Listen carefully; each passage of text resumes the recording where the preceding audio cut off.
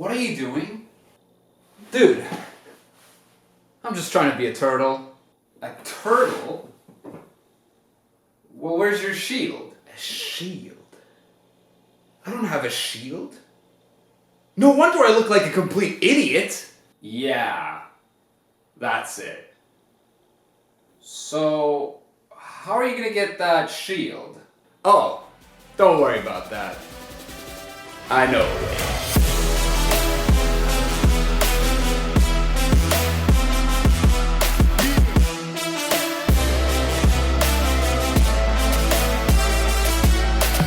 SHIELDWALL Northern Realms. Now this is a highly feared deck that came out with this new patch 7.2, and this deck's pretty crazy. There's many ways to play it or many ways to run it, but I'll show you my sort of more memey version. It's still really overpowered the way I run it.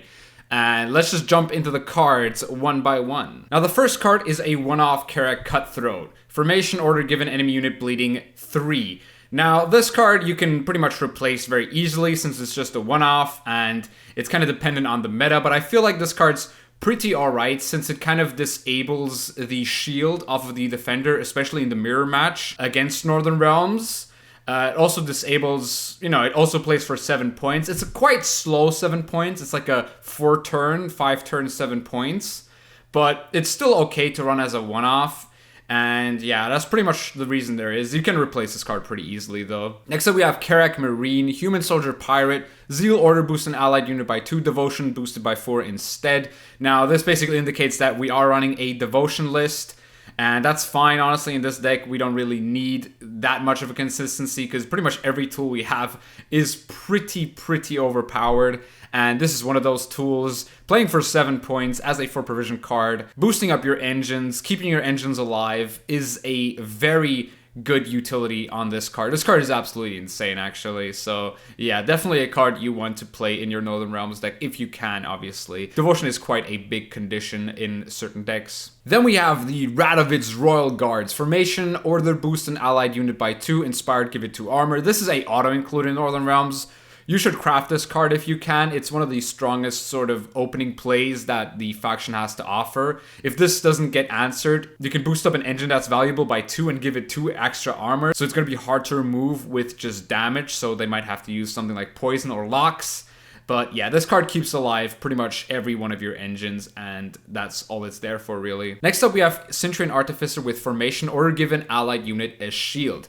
Now, this card is kind of odd in this deck, but I am playing it because I'm also playing Ragner, and this plays for an 8 if it gets the Ragner synergy, plus it can keep an engine alive from removal, except maybe Tourney Joust or Poison or Locks yet again. But like adding shield is actually quite important against matchups like Skellige, for example, which does have a lot of sort of one-time damage pings, and if they don't ping your stuff enough or like have to rely on RNG pings, then this shield could be very useful.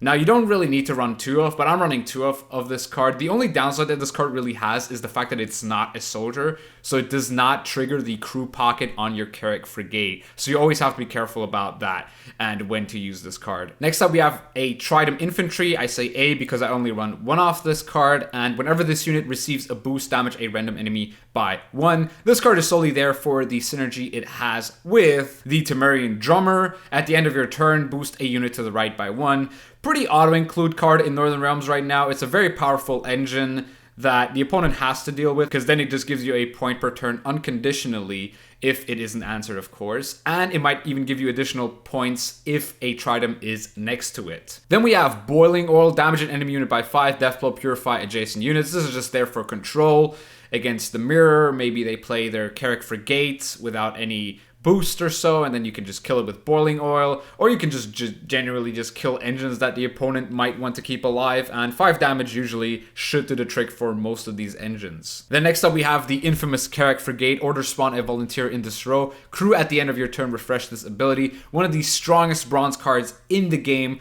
playing for 2 points per turn, going really wide, so it doesn't really go that tall as well. you will be able to protect this card pretty easily with things like Amphibious Assault, or the Carrack Marine, or even shields, or even the Radovids Royal Guards. There's many ways to keep this card alive, and keeping this card alive means points. Then I run Eggmund, Veil, Zeal, order melee damage an enemy by 3 at the end of your turn. If order is not used, boost the unit to the right by 1. Now I use this kind of as a filler card for this deck guide. There's many variations of this deck that you can run. You can play like a more greedy variant with things like Visigoda, where you kind of have to cut one provision off. But this is sort of like a very vanilla card to have in sort of a deck guide, so that's why I have this in this deck. The card is not a must-have in the deck, since it is kind of awkward sometimes to play because of its melee locked restriction.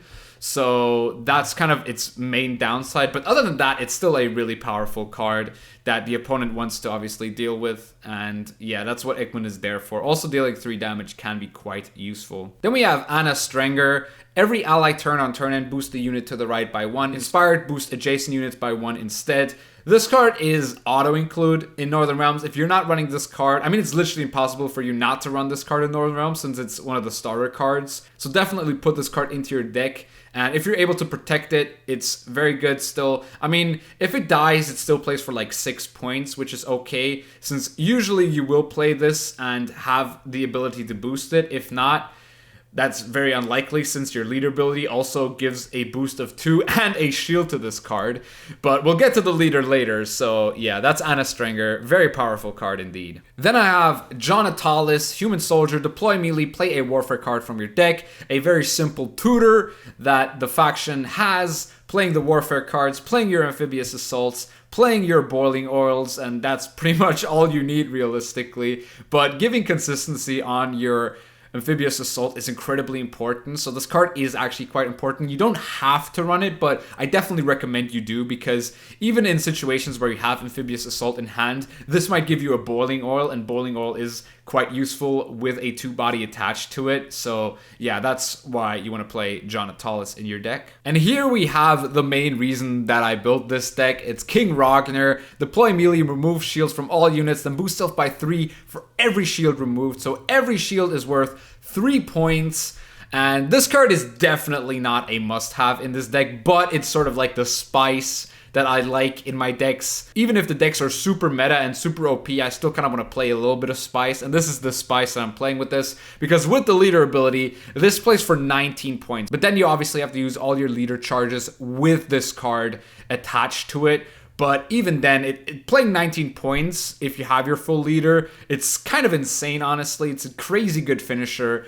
And you're not worried about going too tall, since the entire deck goes quite tall with all the boosts that you have. So King Ragnar, definitely a card you don't need, but definitely a card you do want in your deck. And to add to the spice, I have Vandergrift, Shield Resilience. So this card plays as a 5, which isn't that great, but then it carries over to the next round. That is if it's round 1 or 2. So it gives you 5 extra points for the next round. It also gives you a shield for the next round, because statuses also do carry over. So that's why this card is quite decent, because carrying over shield gives you Ragnar extra value. And this card, just like Ragnar, isn't necessary for the deck, but it's spicy, and we love a bit of spice on this channel. So that's why I also have Vandergrift in this list. Definitely not a card you need to run, but I like this card's flavor and just the synergy it has with Ragnar, and that's why I have it in this deck, and that's why I like having it in this deck pretty much. Then we have Donomir of Troy, Defender Shield. So this is your defender. This is something that the opponent wants to answer. This is something the opponent has to answer. Otherwise, it's going to kind of blow into their face. If this defender stays alive, you've pretty much auto-won the game. Since all of your engines stay alive, all of your order cards stay alive, you can sequence quite crazily if this stays alive. And that's why it's in the deck pretty much. And it's also a shield for Ragnar, so yeah, I love to say it. Then we have Queen Adalia. Deploy spawn a base copy of a Northern Realms unit from your hand, then give it shield. So this is basically one of the most auto-include cards in Northern Realms right now. This plays for 10 alone with just a Carrack Marine, and it plays for an engine with shield with something like the Temerian Drummer. And that's just pretty nuts, because it also gives you a body for the Temerian drummer to buff, so you're never actually losing any value off of playing the drummer. So that's a very scary card, definitely a card you want to run, and it gives shield, which means Ragner synergy, and that's the main reason why I actually built this deck, Ragner. I just wanted to play a Ragner deck that was kind of semi-competitive, and this deck seems to be the one. Next up is Prince Andses. Formation, order damage an enemy unit by 4, inspire duel an enemy unit instead. Now, with your leader ability, giving 2 boost and a shield to this card, this can pretty much kill everything. This can kill pretty much every defender in the game, except for maybe Donomir, because Donomir obviously has the shield. You can kill, I think, a 15-point card, even more than that. I actually didn't do the math, but you can kill pretty much everything with this card and the leader ability added to that. And that's what makes this card incredibly scary and powerful, and probably the reason why they have to kind of nerf this, because pairing it up with Varaxis, which comes up later, is kind of a cheat code. And this being a cheat code is obviously good for you if it is in your deck, but it's really bad for opponents if it's in your deck, because it's a cheat code at that point. So Prince Andses is definitely a card you have to have in this sort of deck. And in general, so just a card you want in Northern Realms. Then we have Bloody Baron. Formation, order, reset the power of a unit. Inspired if this was boosted, give bleeding for the duration equal to the amount of boost it lost. So if you reset like a 5 boost from the unit, it also gives 5 bleeding, if you didn't know that. But Bloody Baron is an absolutely insane tall punish.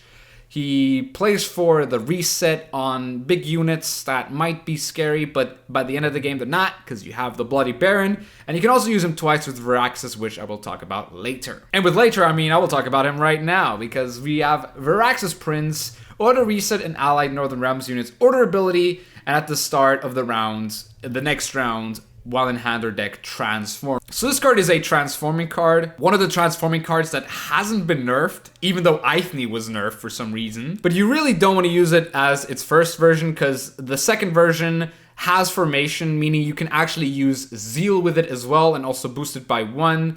And the third version is pretty nuts as well, because it also has a passive which boosts all soldiers that you play by 1. So keeping your engines alive, as well as being the power play that he himself is. And pairing him up with Andses with the shield is absolutely cheating at a certain point of the game. So we will see how well this card can do for us. It will do very well for us, I can tell you already. This card's going to be very good. They did not touch anything in Northern Realms, and Northern Realms is just kind of above every other faction, it seems, right now. And then we have Amphibious Assault, a Echo card which plays a Northern Realms unit from your deck with a provision cost of 9 or less, and it boosts it by 1 for each provision below the limit. So if you play a 4 provision card, it boosts that 4 provision card by 5, and then you can play that 4 provision card for the extra points. And this card is absolutely bonkers. I don't know why you wouldn't play this card ever. You can use it twice in 2 different rounds, of course, but if you find this early on, and it should be pretty easy to find it early on with things like Jonathalis and just, you know, having it in your hand, seems to be a pretty nice way of having this card, and just it coming back into your hand is so broken. It just plays for points. It keeps your engine alive if you're going to play an engine through it. This card's such a cheat code, it's actually ridiculous. As my stratagem, I'm actually using Crystal Skull to sort of face up against things like Nilfgaard or Syndicate. Maybe even Squirtle is starting to use a little bit of poison at this point, but you can use something else. Obviously, you can use Engineering Solution as well. You can also use Tactical Advantage. I wouldn't recommend Jin, though. I think Jin is a bit awkward with this deck because you kind of want to use a boost off of a stratagem to boost up an engine if you don't have like Amphibious Assault, or if you're not willing to commit Amphibious Assault in round 1. And then we have SHIELDWALL, one of the new leaders that they've added to the game with this new patch, and its ability is to boost an allied unit by 2 and give it shield, and it has that ability 3 times. And as I said earlier with Ragner, this is 19 points because every shield is worth 5 points, which is 15. Because the Ragner absorbs the 3 off of the shields, and Ragner himself is a 4-point unit, meaning that it does play for 19 as a finisher. But even if you don't pair this up with Ragner, this leader ability seems kind of a cheat code, since with Andses you're just dueling anything, and you can use it twice if you also have Varaxis, or you can just keep things like Anna or a drummer alive, which is absolutely obnoxious, honestly. So that's what Shieldwall is there for, and that's why it's really, really good, and why you should probably play it as your leader ability. And that is the deck. Let's just jump into some games and check out how well we can do with this sort of a little spiced up deck with the Ragner and the Vandergrift. You can obviously replace those for other cards like Seltkirk or Visigoda. You can also downgrade the Eggmund to something for maybe like a Folibor or a Philippa if you're having trouble with like Harmony or so. And yeah, that's pretty much the deck. This is not optimized. This is just the way I would run it on first instinct, because, you know, I want to play Ragnar, I want to play sort of shield synergies as well. And you can obviously change the deck quite a bit. There's probably a lot of variants of this deck, and that's actually kind of good because this leader ability is just really, really strong. Alright, so we are playing against Shieldwall as well. So let's see whose Shieldwall is superior. Usually it's the one that has the Ragnar, which is kind of funny. So if he has Ragnar and we have Ragnar, it's going to be quite interesting to see. So I think I just play for... do I play for Anna? I mean, Anna just dies without Defender, right? And we have shields. Shields are pretty powerful. Do I keep this hand? This hand's pretty crazy, actually. I might actually get rid of Marine here. Get the Frigates. Frigate's good. Okay. I keep this hand, I think. Okay. Starting off with the Talls. I'm guessing for Amphibious. Okay. So he's taking the fast route. I think we're gonna play it a bit more slow than him. Okay, so he plays this Royal Guard now. So we play the Frigate. We played fronts because we want to play Drummer. And we want to play this human back row because it's not a soldier. We'll just stack the front row. I wonder how much he commits into this round. So there's his Drummer. Which feels kind of bad. That's fine. We're just going to set up our own Drummer at this point. This one might die. It's actually very likely going to die. If not, we're happy because then we can play the Tridem next. He plays Anna now, so he commits Anna as well here. He gives it the boost. He gives it a way of not killing it. That makes sense, I guess. So I think at this point, if I just play Vandergrift, it makes it really awkward for him, right? Because I still have Reach here with like 2 cards. Oh, okay, so he takes the pass. Alright, so we just take the pass here. He's a card down. I mean, he can just pass and go for the long round, but we have Anna for the long round, we have Defender for the long round. We didn't spend too much here. Oh, he pinged off the shield. That's annoying. We have to play this Vandergrift here, though, I think. Because this forces him into the... I mean, he could still bleed us, right? He could still try and bleed us. We just have 5 points extra here, which isn't too great. So I guess I get rid of the Artificer here, get rid of the Boiling All as well. I mean, our hand's looking kind of dead here. We're missing Andses and Baron. And Adalia, which is really bad. He plays his Defender here. Very interesting. So he's going for the 2-0 here at this point. We can tell. Oh, he's going for Visigoda. Okay, he's playing the Visigoda variant. This might be a bit of an issue. We have no Andses. I think we just lose here. Bleed for him. Yet what do I get? He's playing Odo as well. Oh, so he's a more greedy variant. He's gonna give this shield. So I'm gonna give my Anna a shield as well here.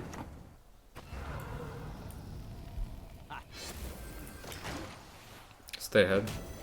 I just want him to ping the shield down off of the Donomir. I have no Andses in hand, that's really bad. He's gonna Andses the Anna. So he actually found his Andses, so good for him.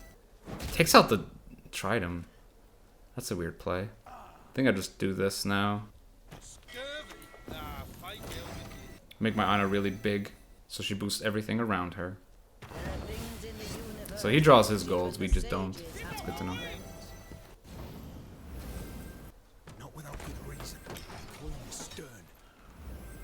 Man, he drew his entire deck here, didn't he? That's funny. Yeah. One day I'll return, but you'll not live to greet me. I think I do this to get out of here. Man, I got nothing here. That's awful. I have actually nothing to play here. So he takes out Diana. That's fine. So if his last card is Varaxis, this is actually obnoxious at how good this guy drew. Yeah, I mean, what else am I gonna do here? Oh, okay, that was the last card. Wait, why do you play it like this? It's a bit silly. What if I just use Ragner now? I just win, right? Oh yeah, I just use Ragner. He just gives me the free Ragner. That's insane. That's insane value here. I think he uses all his leaders, so I think I just use mine as well. I mean, everyone loses their shield anyway.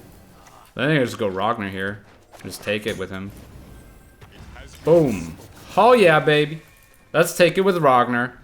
You drew all your cards. Well, that didn't do anything then. So he goes a card down. He played Visigoda, Odo. He drew pretty much the nuts. And he's still not winning, because Ragnar just carries. Ragnar just carries in the mirror hard. Like, it's actually nuts. So... don't really want this. Don't really need this frigate. This is good. So... oh, our Jonathalis wasn't bricked, thank God. I thought he was bricked there for a second. So... what if we go for Defender with Amphibious Assault? I think that's fine. That's good, yeah. I feel like that's okay. He's gonna have a hard time against this Defender, I feel like. If he has like Folibor, so it just pings off like 1 armor. He has no more Andses as well. This is his Varaxis. Sadly, we have to play this Andses. We can't really kill the Varaxis King. So, boost this. He can't. He should have used the Zeal here, right? Because we just killed the Varaxis at this point. Look at this. Boom. Oh, we should have actually Jonathalis there. And that's that's the mirror one because of the Ragnar. The Ragnar in the mirror. He had Visigoda and he still didn't win. That's funny. Alright, Geralt the Pimp. Great name. We're playing against Call of Harmony.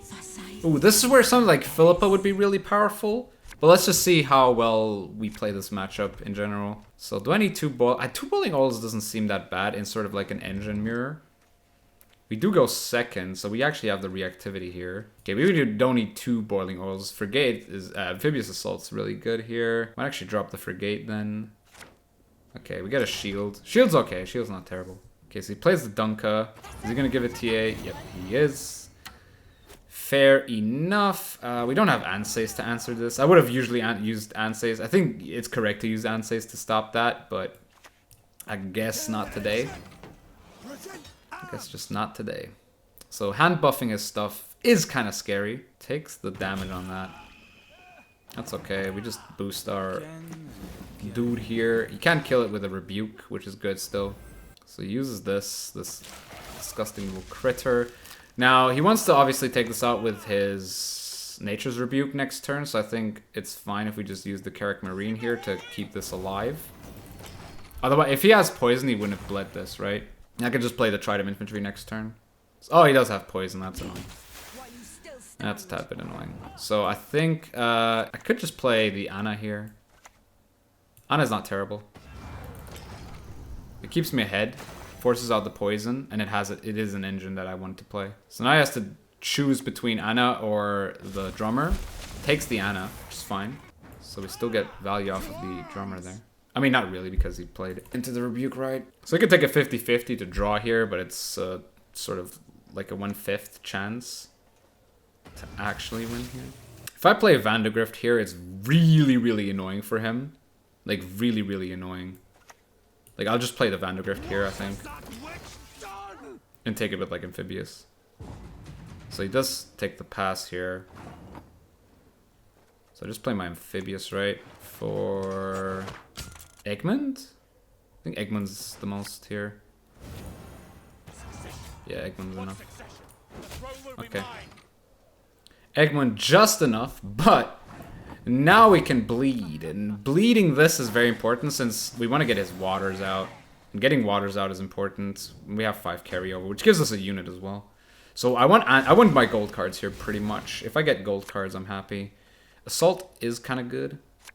Donomir is very good. We play Donomir back row, I think. I don't really need this artificer here. Carrack Frigate is actually really good as well. Do I need boiling oil? I think there's better cards, like Ragner, for example. So we take our defender here. Then I play andses back. Actually, no, I play Frigate next, I think. So he has 2 shields he has to deal with here. Like he can poison, purify. Purify is kind of awkward. So he has to poison the defender here, which is perfectly fine for me. So he might actually have to be forced to play water here. His leader doesn't play for that much. It's just a 6-point leader with Harmony triggers. Whereas in the short round, we just have Ragnar and our leader ability, which is insane. So he takes the Isengrim's count. Is he? No, he's not Shiro, right? He's just playing for poison here. So I go for Assault into Drummer, I think. Since none of our cards here actually are soldiers, except for the Drummer, of course. So I play the Drummer here. We keep bleeding this guy. There's no way we're not bleeding him here. I want to get out more stuff out of him. Okay, so there's the boar. That one we can take care of quite nicely with our andses, of course. Which I think I'm just going to do here. I think we can just go for the 2-0 at this point. This is looking like a good 2-0 for us. Especially with Ragnar as well. So we take the andses here. We have Varaxis in hand, so whatever he plays next, we just kill with Varaxis into andses. Like Defender, for example. Defender is definitely something we can kill with Varaxis into andses. This is what's so crazy about this, like, ability. Just, like, the ability to just create these points out of absolute thin air, basically. It's actually kind of disgusting. Like, Ragnar still plays for 15. This still plays for 19 points. Like, how is he actually going to keep up here? So he plays the Sasuke here. Triggers 1 Thrive. Gets a Dwarf on her side. I could pass, but I'm not going to. I'm actually going to go with just 2-0 for this at this point. There's really no point in not doing it, because we just have so many points here anyway. Like, look at this. It's kind of unfair, right? This is just unfair at this point. I think I forgot to press my Frigate as well. So, he has the Marauder. Pretty big Marauder, to be fair. And the Waters to finish off.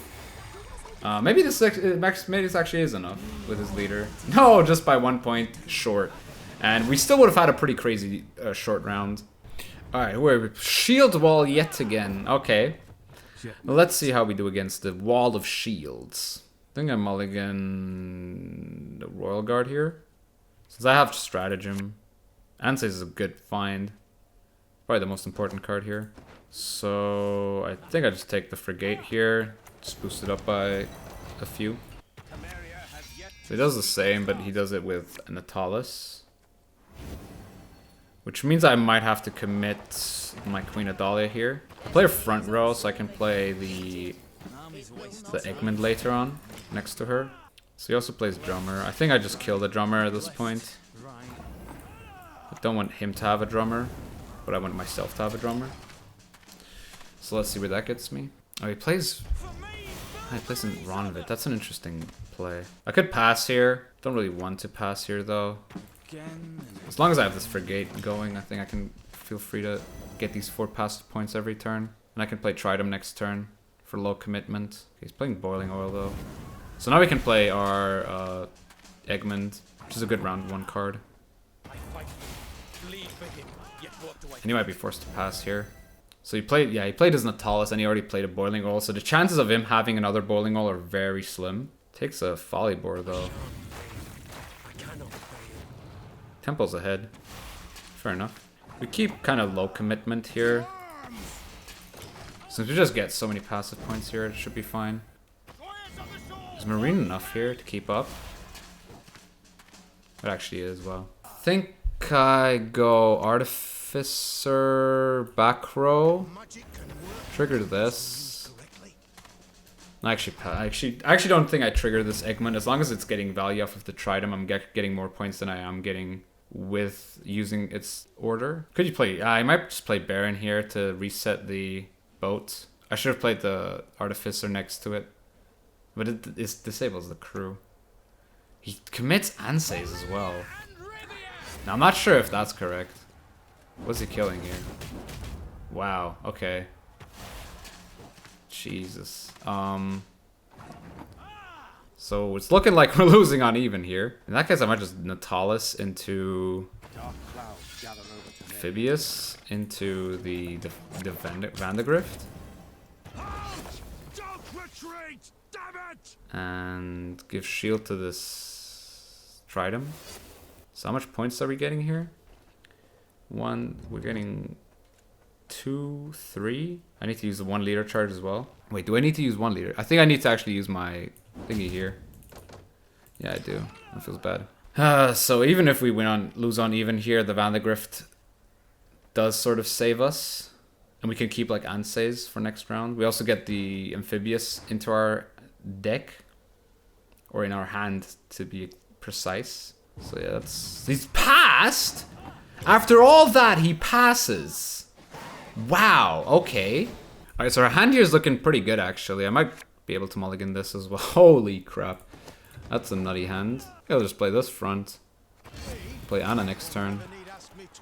Like, we got good points here. He doesn't have andses anymore. He committed andses. That's such a huge commitment. Like, how's he deal with this defender now? Oh, we can play for huge points here, actually. Like, Ragnar through... Oh, yeah, we're good here, boys. I think we just 2-0 this guy. This is looking like a solid 2-0. Vandegrift, man. What a big card sometimes. Forced him to pass there for some reason. I don't know why he passed there. Look at that. We just killed this. Oh, wait, we can't. Or wait, can we? I think we can actually kill this, right? We remove the shield first. Yeah, sweet. This is good. This is perfect. So we kill this we can just kill this as well now, right? But I'll do this first. Get them passive points here. Hopefully he doesn't have Igni. That would be awkward. This guy run Igni? He played Marine, so he doesn't have Igni. Good to know. So he has to play his Amphibious here as well. Plays for Eggmund. Now this one we can... I think, what would I rather kill here? The Eggmund or the Frigate? Honestly, rather kill Frigate here. Frigate's just better to kill. One day I'll return, but you'll not live. It's looking like a solid kill on that Frigate, yeah. And then we just Ragnar and we just win the game, I think. Like, we have too many points here, it's simple as that. Unless he uses Ragnar here, that would be awkward. If he uses Ragnar here, it is really awkward. I think this is just a 2-0 though. A very solid 2-0. This is why Seltkirk is kind of awkward. I mean, people, I don't mind the idea of Seltkirk. It's definitely a card you can run. But why would you run it when you can run Ragnar, dude? Come on. Come on! Okay, there's Varaxis. Can't really deal with that. I just play my Ragnar. I don't even care at this point anymore. We just go 2-0 here. It's a very big Ragnar. 14 points. Boom! Smashing up everything. Look at that. We're so many points up here. All thanks to that Vandegrift, bro. That Vandegrift was so much carryover. 8 carry. We got 8. We actually had a Siri Nova, which gave us devotion, dude. That's crazy. That's why I love Ragnar. That's why I love Vandegrift and Ragnar together. They just work so well. So, can he how would he be able to do this? He would have to kill my defender somehow, which is going to be pretty much impossible without andses and the thingy now. So he has to target it with the boiling oil, and now he just needs so many points here still. Like, his last card's Baron, right? Yeah, last card's Baron. Shouldn't be enough.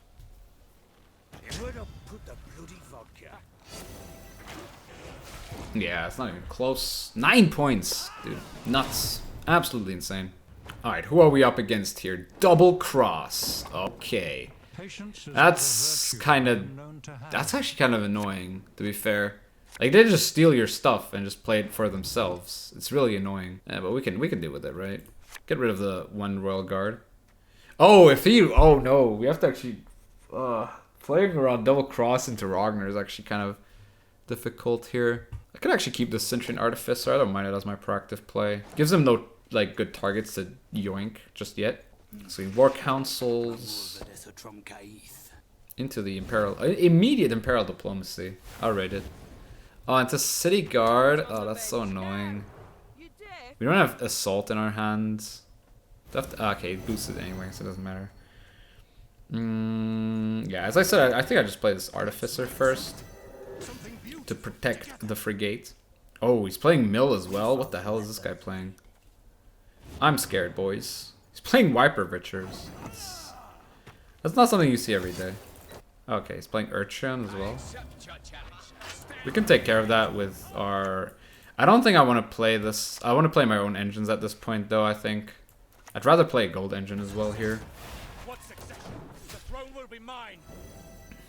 We always have to watch out that we are in reach of the Vandegrift play. Maybe I should play Drummer first there. My bad. Joust that. Guess now I just play my Jonathalis into the boiling oil. It's kind of weird, but whatever. Oh, we purify this. That's good, I guess. If he passes, we just play Grift in 2-0. Yep.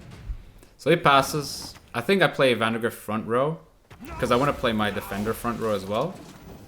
And yeah, the 2-0 is just, man, that's every good deck. If you're good, if your deck is able to 2-0 pretty much every matchup, your deck is a good deck. And this deck is a good deck because it can just do that. And that's pretty disgusting. So mulligan the infantry here. Could go for double frigate. Could also go for double royal guard. I'd rather go for double royal guard. It's kind of awkward, this adalia. Would love a drummer here, but or marine. Marine would be dope. Or like a frigate or an assault. So which one do I mulligan here? I think it's royal guard, artificer. Oh, artificer's not bad with ragner in this hand. Yeah, we take this artificer every day here. That's a pretty simple play. Plays for a lot, actually. Holy crap. We just played ragner this round, right? Yeah, we just played ragner this round. Oh, he Vilgefort. He's forced to Vilgeforts here. Interesting. So we forced out the Vilgeforts. Am I happy with this? Not entirely. He still has the Assass. Plays quite a control heavy double cross list here. He's playing mill as well. What is he getting rid of? Oh, but this is actually good. It puts it on top of my deck. If you didn't know that, this play is terrible. This play doesn't do anything. Like, actually nothing was accomplished with this play. I'm not going to play adalia here, by the way. I'm going to, like, play this and then ragner for, like, 10. It's fine to play ragner just as a 10 most of the times. He's not going to play leader here, I think. And I would just keep these cards for the next round. I was hoping the defender stays alive, but I guess there's not much we can do against the Vilgeforts. Oh, we get the marine as well. So we can use this on this, play this, and then just bounce with ragner. Should be enough to let us bounce out of this round. You could actually kill this with andses, though. That's funny. You can actually kill the Baron with andses. But I actually want to just pass here, I think. If we can force out leader, we're happy. Okay, Vigo. For another... see, this is mill, man. Why is this guy milling me? Okay, you got your mills, but where are your points, buddy? You need 13 here. So he has to probably play leader to not lose a card here. It's actually kind of annoying that this marine is not in my hand anymore, but it's very likely that I'll find a good bronze in my hand here anyway, so... yeah. Okay, I think this guy is just gonna use his leader now. Because he ain't got enough points. This is the problem with mill, man. Mill just sucks. Mill just sucks, bro. Look at that. So he played his leader. We still have full leader. Dude, if we had kept ragner, man, we would have been good, but... I think this ragner was fine. It played for 10. Not necessarily, like, the worst ragner, I'd say. We keep this hand, right? This is the nuts. I mean, honestly, every bronze card except for Boiling Oil is better than this, though, so actually mulligan here. Nice. So Joachim. Turn 1 Joachim. That's what you love to see. Into the Diviner. That's a pretty big Baron target there already. So he's purified the spying off of the guy. Not really sure if that's going to help me anything in any form. I will use my assault for the marine. Pretty simple play there. I wonder what he's playing here. Cantarella. It's like full mill. Good thing that he got the cutthroat there. He has to take the bleeding here. Sure enough. Okay. Should be running out of control options at this point, though. Oh, he's playing double Cantarella. Oh, we might actually not have a frigate here. So we have to play this assault as soon as we can now. First thing in the morning, we have to play this assault. We only have 3 cards left. We're actually getting milled here. No, he's taking a marine. He's a devotion? It looks like he's devotion, right? Yeah, he is devotion, okay. So we actually have to do this now. Feels kind of bad, but what are you gonna do? We've got fully milled here, that's funny. 1 more card left in deck, so... Vilgeforts would have been nuts, and Tibor would have been nuts here, but he has neither. I guess Golem could still, like, work for him. But we're playing against the meme here, so it doesn't really count, but... Hey, I'm not gonna be hating here, so... Okay, Menno. Probably for bribery, right? Oh, treason! I was not playing around treason at all. Oh, well, I guess didn't really need to play around treason there. Okay, so I use Baron here to reset this. I think I use my Varaxis on the Baron. Actually, no. Why would I use Varaxis on Baron when I could just use it on andses, which is busted? Yeah, this is busted. This is pretty busted. Like, in concept, it just, like, wins. Like, the idea of the deck is just to win every single game. So I use andses on this. Don't want to kill the boosted unit in case he does deal with my andses here. And this Varaxis, oh my god, this is so broken. I mean, we're playing against the meme deck here, but just like the idea of this, like, working the way it does, it's ridiculous. Gets the Vandergrift for round 4. Haha. I mean, does he need to see my last card? I don't really think so. Let's just pass here. Let his misery end. And yeah. Alright, so as I said in the deck guide during the beginning, this deck is kind of out of the norm of the usual way you would probably run this deck, because there's a lot of variables you can add into this sort of Vandergrift, King Ragnar, and Eggmund slot. There is a lot of variation you can add into this. Like, these three are definitely not cards you need. Also, the Artificer is kind of iffy at times, but you are playing the Ragnar variant. I mean, I am playing the Ragnar variant, so Artificer is kind of necessary because it just gives so much extra value to that card. Also gives so much good value to some of the engines if they stay alive because of the shield. But as far as the top end of this deck goes, from Donomir to Amphibious Assault, I don't think you can cut any of these cards. Even Queen Adalia, I think, is kind of necessary for things like Drummer or Carrack Marine, just points. It just gives you points. This deck has crazy combo potential, and this leader is so good. Like, SHIELDWALL is absolutely bonkers. And if you want to climb, definitely try and climb with something like this. It doesn't have to be exactly this. You don't need to net deck this, since this is kind of a more spicy variant of the deck that relies a bit more on Ragnar and Vandergrift carryover value, which did kind of win us one of the games. The one game against Northern Realms where the Vandergrift somehow forced the opponent to pass, and then we was able to like just 2-0 the guy. It was really, really good. So yeah, you can obviously mix this deck up, but I think the main idea behind the deck is pretty basic and it's pretty simple. A lot of people predicted this to be the strongest leader, and playing it, it does definitely feel like the strongest leader. So if you want to have an easy climb, definitely craft this deck. And yeah, that was a deck guide. Haven't done one of these in a while. The last one I think was the Syndicate Swarm one, and I'm gonna try and upload another one tomorrow for a more spicy deck, not as meta as this one. But if you want to find out when that video comes out, subscribe to this channel. Also, leave a like if you've enjoyed this video, and I'll see you soon.